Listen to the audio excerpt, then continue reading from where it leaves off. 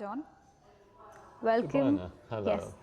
Welcome to the Unbounded Conversation. And, looking at your practice, looking at what you do on a day-to-day basis, we'd like to, just explore it a bit further, understand it better, to help other professionals as well who are coming in the same field, who are starting maybe in the same field. So, to be apt, major projects, disputes rarely begin on the day that they are declared, yeah? But where do they really begin? Yeah. Well, on the day the project starts, everybody is on their best behaviour Right? because the building owner, the sponsor of the project, he's delighted that his project is actually going to go ahead because you've probably gone through planning control, building control and all this business and Yes. getting his loans in place. Right. So at last he's ready to go. He will also have gone through a process of having contractors tender Yeah. from all over the world. He's Yes. then had to go away and consider these tenders with the help of his advisors. Right.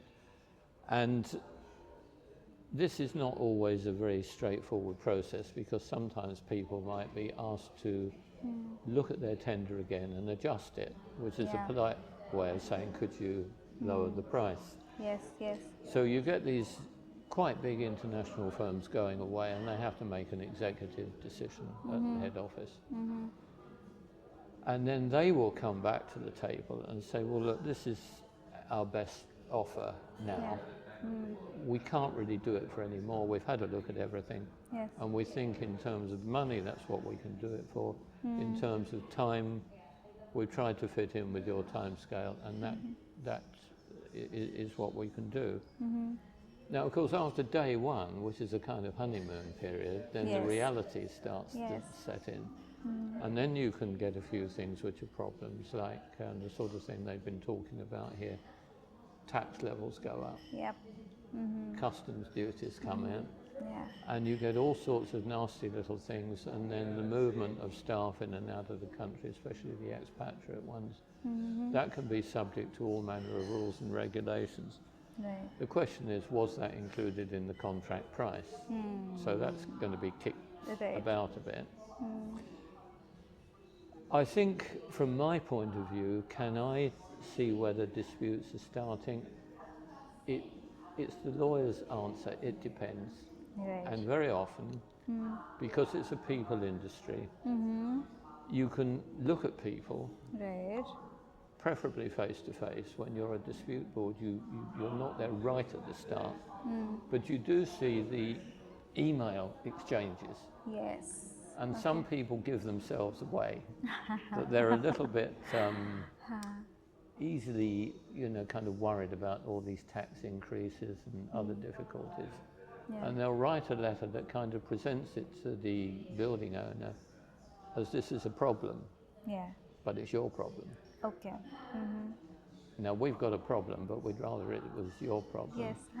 So I think when you get to meet people, that's when they come out in their true colours. And you can see by the looks on their face and their body language and whether Right. they're looking to their friends, what do Right. we do now? That's when there could be a little bit of discomfort setting in. Yeah. So they may not always start right at the beginning of the project, and you hope they don't, but it may be that something is starting to creep in fairly early on. Yeah. Yeah. Yeah. That's I the, think, yeah. that's the reality. Yes, yes, yes. Which is what I'm just, understanding and connecting right now. Yeah. Where it's just all, again, how the world works, how people work, how profession, Yeah. and especially maybe your profession works. So in a construction or infrastructure project, which Yeah. we are already Yes. discussing, what is the earliest moment at which an experienced observer can see that a dispute is becoming likely, like the Well, I systemic, think if he's properly observant and he's got some experience, he will see it starting in the correspondence. Right. But by far the best way is when you meet people. And dispute boards usually visit a project 3 or 4 times a year. There is a limit to how far apart those meetings should be. But Right. actually, if you think things are starting to get a little bit shaky, you can do the Zoom or other platform. Yeah. And then you start to get a little bit more of an insight. In fact, if you think there are difficulties ahead, the best thing is to say, I think we should meet, even remotely. Right. Because if you leave something until the first site visit, that could be 3 months away. And after 3 months, enough can go wrong, and you don't want that. So I think that if a dispute board is experienced and they're sensible, they will recognise warning signs actually very early. Okay. So why are dispute boards sometimes appointed but not truly used as dispute avoiding bodies? One big problem is the psychological one of the honeymoon period. Everybody's very excited, Right. and I've heard it said that they didn't appoint the dispute board because there weren't going to be any disputes. Okay. Well, anybody who lives in that world is in a parallel universe, because, sorry to say it, there will be, and history shows that there will be disputes. So that, I'm afraid, is one very poor reason that people give for not appointing it. The other one, which is equally naive, is that they don't want to spend money on a dispute board. But as you will see when I do my presentation, a DB doesn't actually cost a lot. It might seem like it does, but there's a lot more going on that costs a great deal more than a dispute board. And people seem to think that, if we pay out a few hundred for some, or a few thousand for somebody's airfare, that this is going to make a big difference. But the only difference it'll make is a favourable one, because you're going to get the people there and meet them, and they will get a feeling of what's going on. Yeah. So don't keep them away. Don't not appoint them. There's money in the project budget for a DB, and there's money in the contractor's price for a DB, because they pay 50-50 of the cost. Yes. They could figure a way out to make it work. Yeah. So there's really not a good reason for not appointing them. Right. So, what should a good dispute board understand about a project that cannot be learned from written submissions after the relationship has broken down, say? Back to our favourite subject, people. Right. Even when they're writing, you can start to see whose hand is in this thing. And they do have to tell you, they do have to give you regularly bundles of correspondence, reports, and other documents. So you get them coming through as a matter of course. Right. And I usually say every 2 weeks, because every month is too long, every week's a bit too quick. So I usually say every 2 weeks, and then you start to see what issues are arising, how they're dealing with it, and if they're going like this, or if they're a bit more like this, and trying to work on them together. So I think it's instinct. When you work for, quite a few years, as I have, you start to see what's going on. Yeah. Where do engineers, employers, contractors, and lawyers misunderstand one another's language or incentive? It's, too many people involved in a project, but then also communication is something I understand is important. So what goes wrong exactly here? Well, if we deal with language in the sense of linguistic ability, we'll get that out of the way, because that can be fairly quick. The rule in the FIDIC books, which is the International Federation of Consulting Engineers Contracts, the contractor is to appoint as his contractor's representative somebody who is fluent in the language of the contract. That doesn't mean he can turn up and say, oh yes, I speak a bit of this or a bit of that. It's fluency, so it's got to be like a native speaker. So that means that he can not only communicate, but he can communicate, she as well, communicate in the language of the contract. And the language of the contract is probably of the people who are in the host country. Yes. So that should start to get rid of misunderstandings. if you take English, for example, that's an idiomatic language. It's quite difficult. It has all sorts of strange quirks, and for foreigners, I actually feel very sorry for them to try and deal with it. But if you've got fluency, that's the linguistic ability business sorted out. Now, with regard to the other people you spoke of, the employer basically wants the project done Yes. on time and in Right. budget. Right, that's Yes, his that's the only concern. concern. Yeah. The contractor wants to do it, making a profit, Yep. but he also wants to leave that project with a good reputation. For sure. He wants another project like it with the same client. So that'll be his aim. Yeah. So in an ideal world, he will not want to upset the client. Yes. Generally, I find the contractors are pretty good at that. And I hope they don't have a reputation of being fighters, because I generally find them very well organised and know the people who live in the country. They know the government department well. Then if you go on to the other people that you're talking about, the consultants, these are probably the people who design the thing. Now, I wouldn't want their job for anything, because if you have a client who's trying to build a power station, he wants a power station that generates power and gives him a good return. So he wants an efficient power station. Right. It may mean that technology overtakes the turbine that's in the contract. So he has to ask his designers, which may be his own designers or an independent designer, Yeah. can we give this an extra capacity? Yeah.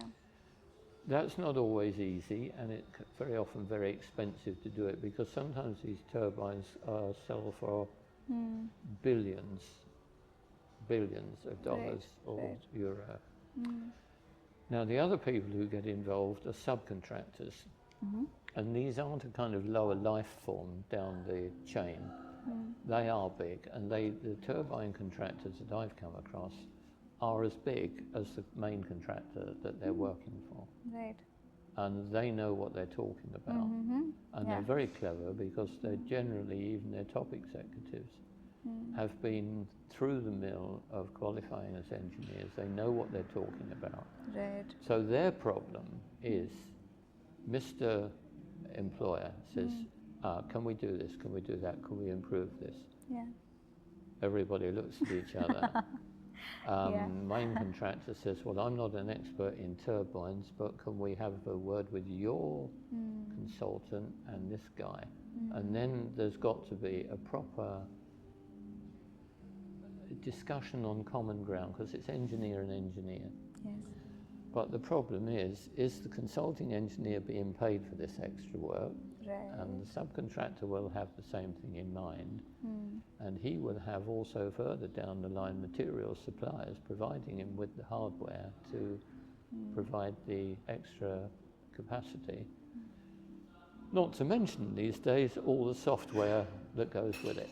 Right. So they've all got tensions, and sometimes holding them all together can be tricky. So this is where a dispute board can actually come in, set everybody down at the table, say, right, would you like to just tell us the problems here? Right, well, how can we solve this? Right. How do you think AI is AI really helping? Or what is your... Sorry for laughing. Do you know, I know it's there. It's sort of there, and it's probably getting nearer. Right. But I spoke at a conference, it was a FIDIC conference in London about two years ago. Right. And I was from the floor, and I said to the speakers, look, I said, to be honest, my ignorance of AI is total. And I don't mind admitting that, because it's true. And so I said, well, that's actually a very good presentation that you've given us. So I asked a couple of questions, and they told me that, you know, this is an expensive business. You need expensive computers because of the capacity. Right. So I immediately took a step back and I thought, nah, I've got to wait here until things start becoming more affordable. I think it's here. Yes. Whether I want it or not, it's here. I think there are two dangers. One is that people start relying on it, Right. Right. which takes away the human brain, which is the best computer that we've had hitherto. The other thing is that some people will start allowing it to make their decisions for them. Yes. And I think that's highly dangerous from a legal and a technical point of view. I think that can be very dangerous. So I think it's fine. We've a lot to learn. Yes. Please keep the jargon out of it. And we may get somewhere. Sure. Interesting take on AI though. Yeah. So what one change in project leadership would prevent the greatest number of avoidable disputes? Well, I can't tell you change it from the engineer to the architect or the architect to the cost engineer. What I can tell you is perhaps the human qualities. I think that what I would like to see people adopt is one of, well, good leadership. That's a bit of an umbrella term. So I think what you need is you need to be flexible. Right. But you need to be bold and decisive. So it's a balance between those two. Yes. You need, I think, to engender a team spirit, which is what the dispute board can do. I generally say to DB members or aspiring DB members, there are two things that you've got to have. One is patience. Right. The other is courtesy. And the one thing that you will have to show at some stage is leadership. Now, we're all going to have our own styles of leadership, but what you really need is to be able to carry the team with you. If you've got your own ideas and you go sailing off, you're going to lose the team because they're, well, what does he think he's doing? Yes. And I think for that, what you've got to have is good reasons for the decisions that you're making and try and carry them with you.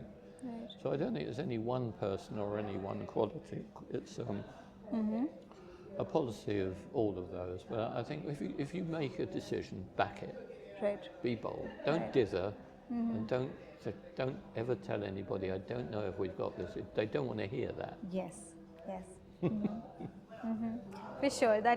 I think that is how I see just people functioning on daily basis, right? Where you understand what they are thinking, what they're doing, which is what you mentioned, right? When you meet them in person, you understand them better rather than say on text, on emails, how it usually goes nowadays. Yeah. Well, I think also understanding other people's problems. For me, as the man in the middle, I can understand everybody's problems. Some people make their own problems. They don't make life difficult. They're easy for themselves, and then it ripples out and they make other people's life difficult. And the people like that, you've really got to say, excuse me, we know all that, but it's what we do about it. Yes. And really, if you keep butting in with this problem and that problem, we're going to get nowhere. So you're appointed to do that job, so you do it. Yes. Give us solutions, not problems. Be a solutions person. And I think maybe some people don't realise the pressure that some people can be put under, and I have seen some people, I won't say crack, but I've gone to sites sometimes and I think, he's looking tired, really, he needs a holiday. Interesting. I've loved having this conversation with you. I had so many perspectives coming in just from, just project disputes. We started off there, we went to people, systems, organizations. It was lovely. I thoroughly enjoyed this conversation. Thank you so much for joining us here. And on a lighter note, in a word or in just a small phrase, how does it feel to be part of the Barcelona Assembly 2026? Wonderful. Yeah? Okay. I'm glad. All right. I really look forward to your session though. which, from everything that we talked about so far, it already sounds pretty interesting. I'll keep them awake. No, I'm sure they'll be awake. Okay. It'll be wonderful. Thank you so much for joining. All right. And Thank you very I'll much. see you. Yeah, I'll see you later. Yeah. Have a Thank good day. Thank you.